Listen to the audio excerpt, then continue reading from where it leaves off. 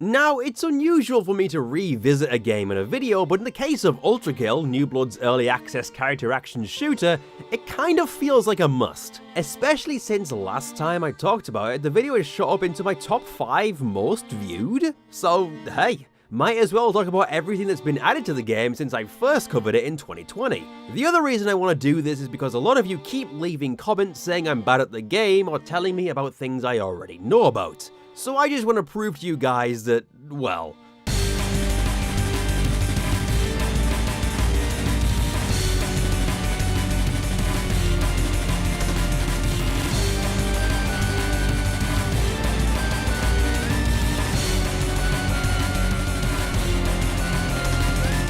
I am better at the game now. I'm not a pro, but I am better. A lot of the footage from that first video is like footage from when I first started playing the game. So yeah, there was a lot I was doing wrong. But with all the guides on YouTube and various tips and tricks I've learned, I've gotten better. You don't need to tell me in the comments how I can beat Gabriel faster. Look, I have a P rank now, I'm good. All joking aside, let's talk about what Hakita and the team have cooked up in the last 2 years, since there's a lot of ground to cover, especially with last month's Act 2 update dropping. So welcome to ULTRAKILL Hurts My Hand 2.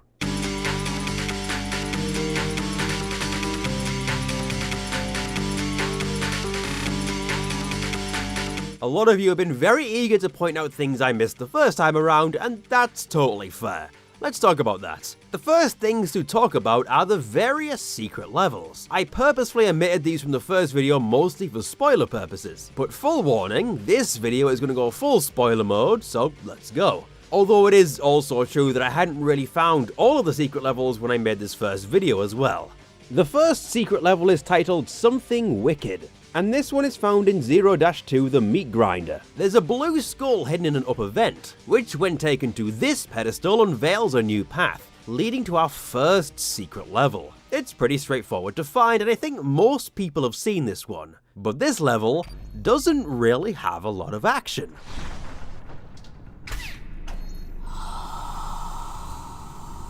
You see, ULTRAKILL's secret levels aren't just an extra hard standard level tacked on, no. Here, the secret levels are genre bending, and the first genre is horror. Oh yes. Something Wicked involves a creature pursuing the player through a dark maze, with the skulls acting as your only source of light.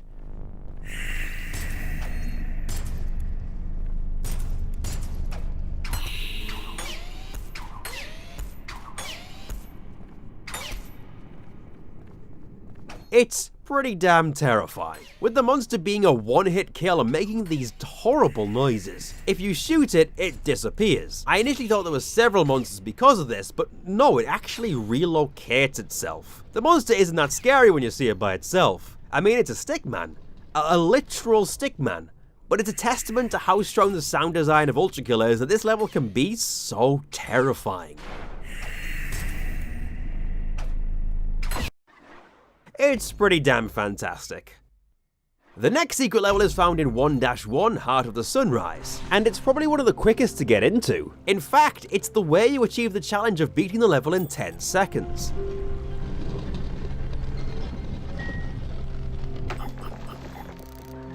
It's that simple.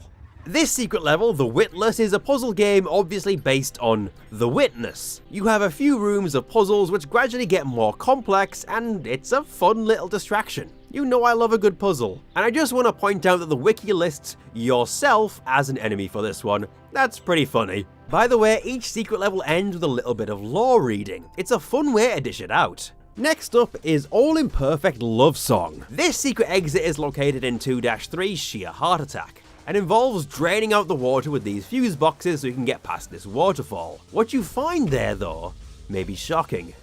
The gates must be closing by now, the last few of us barely making it.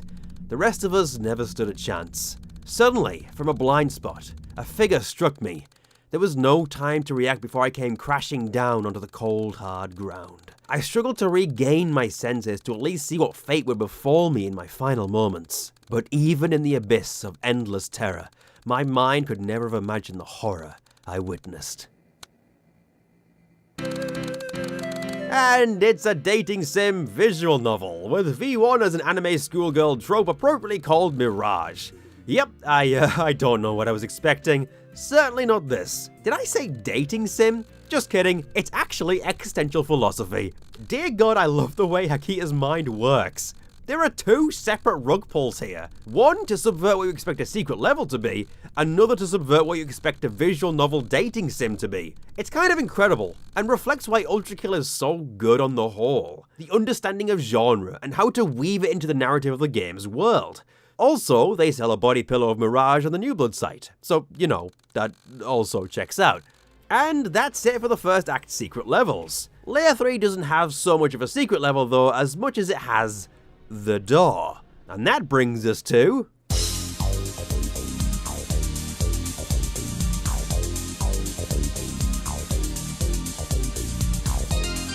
Located in 3-1, the belly of the beast is this ominous door, with P all over it. That's P as in P rank, by the way. As in, getting an S in every category of a level. In order to open this door, you need to perfect every single level in the prelude and Act 1, including the Gabriel fight. Now, I spent a lot of time getting all of that down, and that's most of where I started to pick up all of my current skills for the game. Perfecting each level is a really fun art that hones your abilities into a finely pointed blade. But there's always more you can do to improve your skills and reaction time. Trust me, you're gonna need those here. The door opens to reveal the first Prime Sanctum.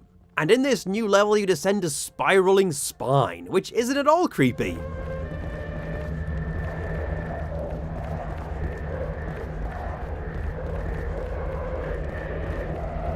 Nope, not creepy at all. I feel very eased. Don't you feel at ease? Great. When you reach the bottom, you place your torch on a pedestal and continue onwards, facing...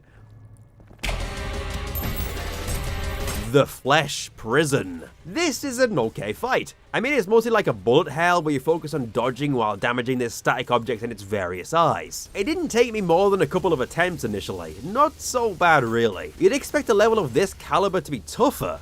You know, considering I had to perfect all the other levels to get to it. But wait, there's more?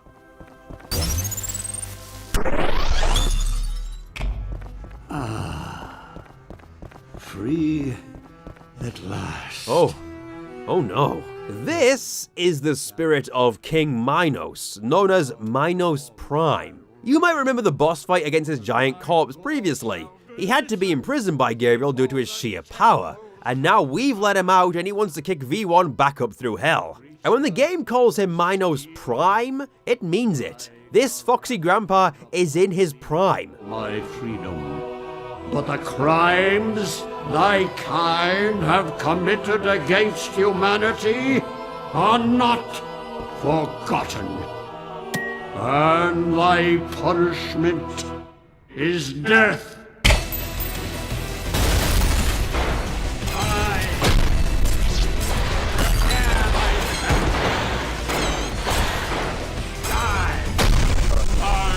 You're playing ULTRAKILL while he's playing Tekken. What the hell's going on? This is an incredibly difficult fight, and it took me many attempts to figure out. Dodge, slide, dash, parry, hope for the best. He doesn't mess around at all. You need to learn his moves. And yes, that dulcet voice of his might sound familiar to you FPS fans. It's Stephen Waite, aka Caleb from Blood. I do love how New Blood keep hiring him for different projects. He's in Dusk and Gloom mode as well, after all.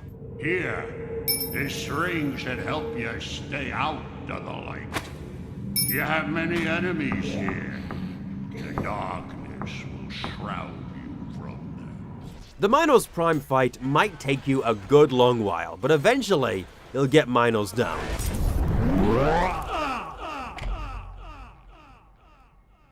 Forgive me, my children, for I have failed to bring you salvation from this cold, dark world. I want you all to keep in mind that this is only the first of the Prime Sanctums. There are 2 more coming after this. What the hell else is in store? I'm scared. Also, a shout out to the excellent soundtrack of this pair of boss fights, Chaos and Order. Hakita continues to outdo himself in the music department. And that brings us nicely to...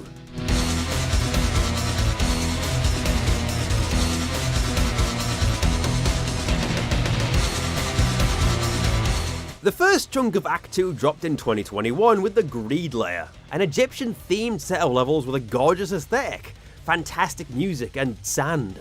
Oh god, so much sand.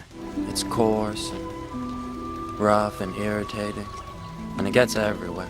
It really does get everywhere, and it's a key mechanic in several places here. But let's go through each level individually. Slaves to power.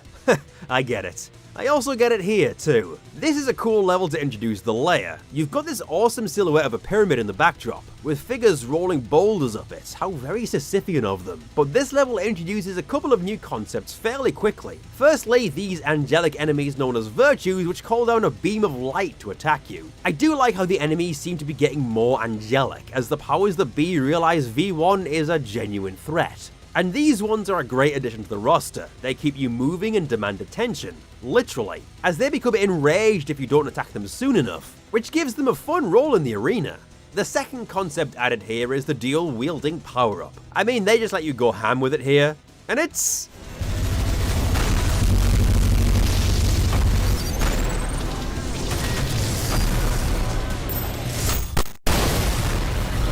Ooh. It's incredible. I love it. You can dual wield all of your weapons too. Nothing is off limits, even the game's ability to play sound.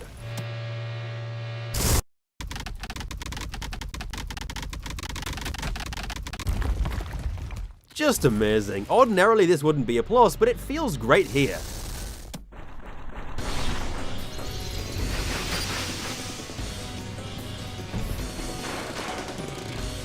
God damn the sun. Yeah, that feels appropriate for the UK this year. I mean, the UK is here in this level even. I always knew we'd end up in hell somewhere. It's also appropriate for this level as the sand is very hot and hurts to touch. This one also introduces the Stalker, an enemy which explodes into sand when it dies or activates its attack. This sand can coat enemies permanently, which makes it so that they don't bleed. And remember, blood is fuel. No blood, no fuel, no health. So these guys can absolutely ruin your day. I love enemies that throw a wrench into your usual behavior. It can be downright panic-inducing when you realize you have no way to heal, because the whole arena has gone into Sandy City. There's another couple of great bits using dual wielding here as well, but this level concludes in a mini-boss. You might have noticed after all that the pyramid from earlier is now right next to us, and so thus enters the Sisyphean Insurrectionist. What a name. These guys are an utter menace, but definitely a fun challenge to fight. I really like to parry his boulder, that's a lot of fun. Although, if you are lazy, you can simply use this one neat trick to get rid of him super fast.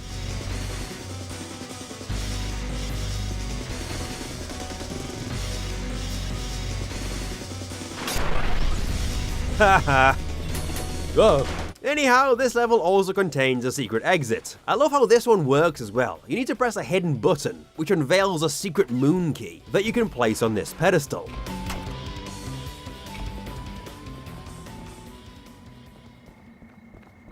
I just love how the music cuts out and the day becomes night. It's beautiful. And the sand doesn't hurt now either, so you can explore the outskirts a bit. But mostly, you can head back here to find your secret exit.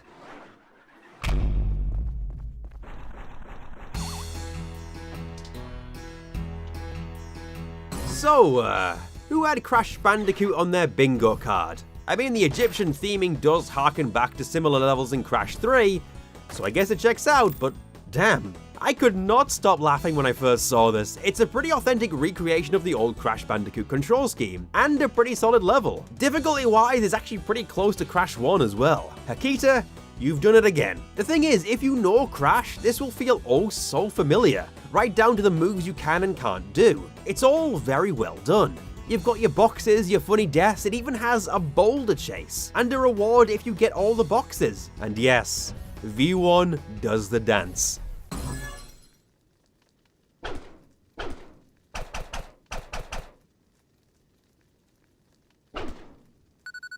"10 out of 10, incredible stuff. I have no idea what other genre-bending weirdness could come from this game's secret levels. I'm half expecting a fishing simulator for Wrath or something, or maybe like a Donkey Kong Country-style water level, who knows.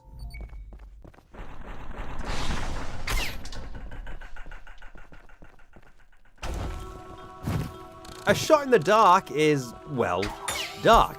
Taking place inside a tomb, it has some really great vibes, but it doesn't introduce much new. It's just a fun concept that's done really well. And it culminates in a fantastic set-piece arena of spinning lights. I love this last area. What's more as well, you can actually get different colours on this set-piece depending on what you place down as a torch. For instance, this blue skull makes it blue.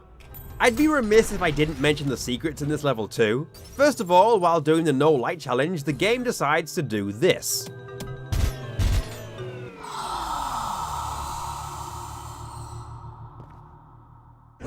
No, no, no, no, no, no, no. Wait. Which is just plain cheeky. How dare you, ULTRAKILL? And then there's this hidden room called the Tomb of Kings, full of people you may recognise. And it even contains a hidden silly boss fight against Mandalore Gaming as the mysterious Druid Knight. Through the magic of the druids, I increase my speed. Hold on. Pull her on. I don't even know, man. Anyhow, onto the finale of Greed, Clair de Soleil. I love this level for several reasons, but one of them is the build-up. This level gives you a bit of breathing room just to listen.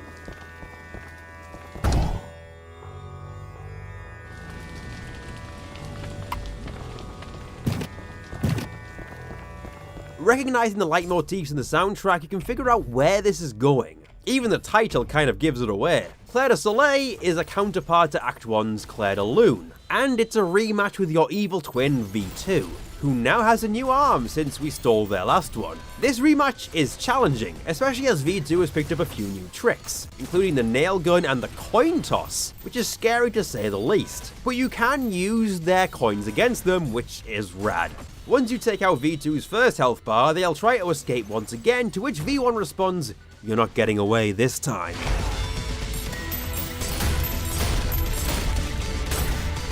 Oh, hell yes. You're seeing this correctly. The second half of this fight takes place while sliding down a pyramid. It's incredible. I can't deny it. I was hooting, I was hollering. And I was kicking this red robot's cowardly ass into paste. Literally.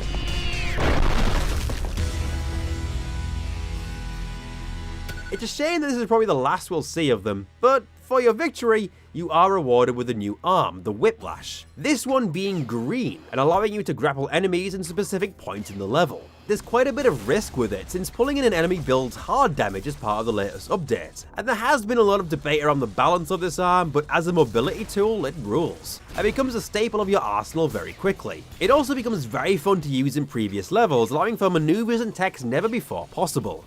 And that's layer 4. As for any other loose ends, well, there's a saw blade launcher now that was added in a mini update a few months ago, and it's an alternative to the nail gun. You can find it by electrocuting the water in 4-4. It's pretty fun. Great crowd control weapon, fun to use with magnets, and as a fan of Unreal Tournament, I just love shooting saw blades. It's a cool alternate.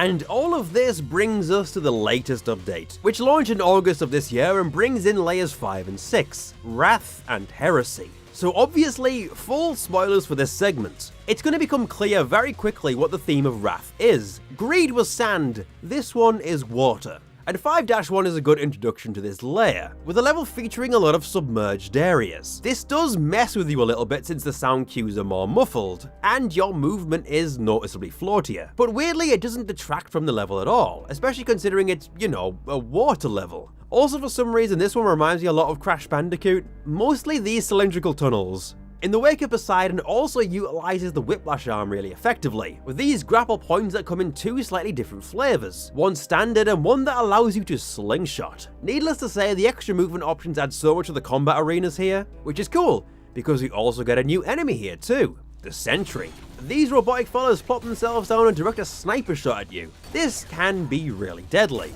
but it encourages you to break the line of sight or interrupt them in some way, and there are many ways to do this. I really like their inclusion, they have a good place on the chessboard. Also look, it's the Dopefish. Of course he'd be here.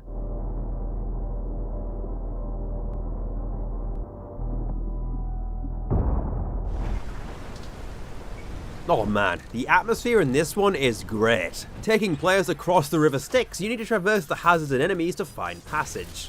Waves of the Starless Sea introduces the Idols, which is a concept very reminiscent of the totems in Doom Eternal, being a static object that buffs enemies and can only be broken with melee. The difference with this one though is that it'll make one specific enemy invincible until its destruction, so you'll want to find the idol and break it as soon as you can. There is one room here as well which has them behind unbreakable glass, so you have to wait for them to open and survive the invincible enemies. It's another great addition honestly. If you're gonna borrow from any game, Doom Eternal is a great one to riff on. 5-2 ends with a huge boat emerging from the depths, on which you can find the Ferryman. Of course, it makes sense that he'd be here on the Styx. This is the midpoint boss for Wrath, and honestly, I've found him pretty easy. I beat the Ferryman on pretty much my first try, and I play on Violent. I don't know whether it's just the difficulty of this particular boss or if I'm just getting too good at the game, but yeah. Other people who are better than me, of which there are many, probably beat him just fine too. Maybe he needs a slight buff or something, I don't know. There is also a challenge for this level which asks you not to fight the Ferryman. My first instinct was, well, if he's the Ferryman,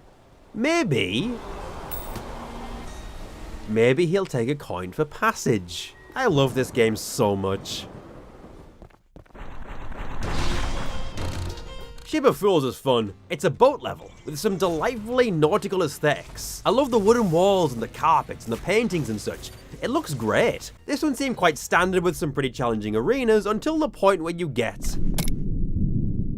a rocket launcher. And then the level is quite literally flipped on its head. There's a lot that happens here. But first off, let's talk about this rocket launcher. Rocket launchers are the staple of the FPS, often acting as the powerhouse for the player. ULTRAKILL's iteration is a fantastic addition to the arsenal, but it also doesn't overshadow any of it. That's one thing I was concerned about, but splash damage here launches enemies, where direct hits actually do damage. There's a lot more skill than you'd expect with it, especially as a launched enemy takes even more damage with a larger explosion. It reminded me heavily of the direct hit from Team Fortress 2, which has a very similar concept.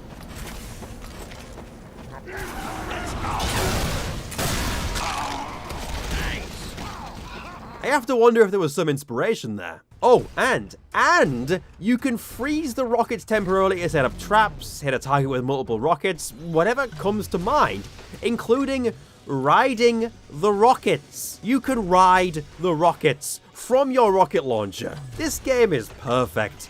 I don't even know what to say. I mean, look at this. As for the boat flipping upside down, I mean, that's really cool too. I didn't think much about the architecture of this level until I realized that a lot of the rooms were designed to be playable both ways. It's really cool stuff. Now onto the finale of Wrath, which is called Leviathan.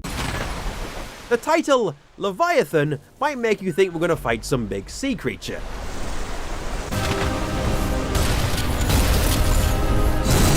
Yep.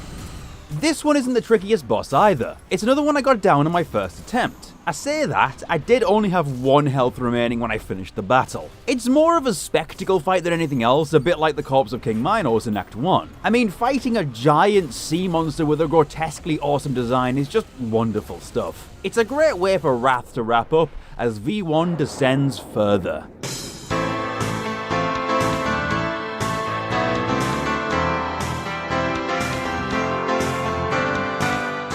Onwards to Heresy. Gone is the watery aesthetic, now we're in hell. Not just regular hell anymore, this is advanced hell.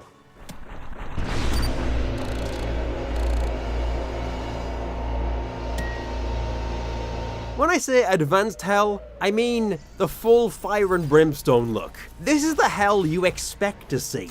The kind of hell you see on metal album covers and in Doom games. I mean, it had to be down here somewhere, right? And I kind of love that it's here. Cry for the Weeper is a tough challenge with some really good arenas. I love some of the rooms you fight in as well, just yes. All of this, yes. This level even brings back some old foes from Act 1, namely the hideous Mass and Swords Machine, and you fight multiple of them now, like you would in the Cyber Grind. There's even a hidden encounter where you fight 2 insurrectionists, oh my god.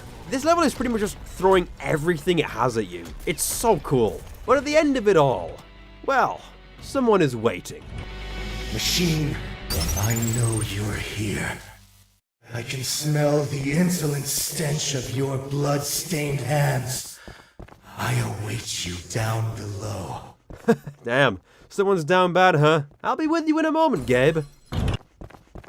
Come to me.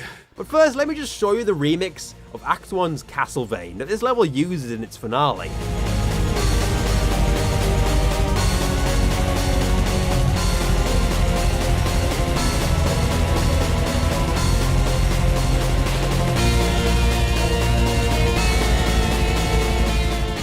Goddamn, that is awesome. Cry for the Weeper may just be one of the game's best levels, but let's not keep Gabriel waiting any longer.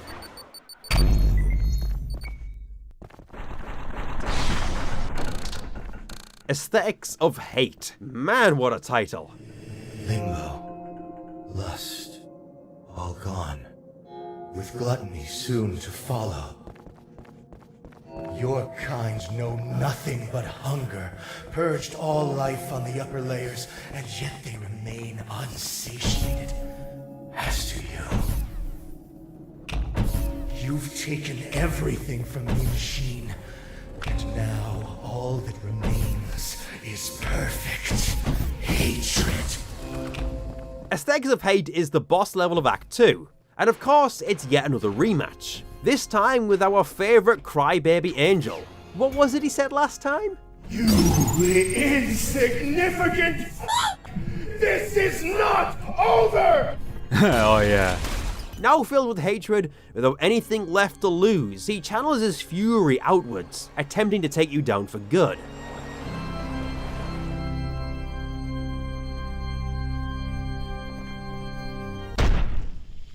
Machine, I will cut you down, break you apart, splay the gore of your profane form across the stars. I will grind you down until the very sparks cry for mercy. My hands shall relish, ending you here and now. And oh man, what another great fight. If you're well accustomed to the first Gabriel encounter, it's honestly not so different. Faster, deadlier, some new moves, and overall a damn good time. It's almost a dark mirror of his first fight, where in his initial fight he becomes enraged in the second phase. Here he starts out enraged and calms down. It's really neat, although it does seem like he's getting a bit unhinged. We do love a corruption arc though. That's the best you got!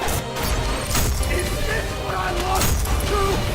You're getting rusty, machine!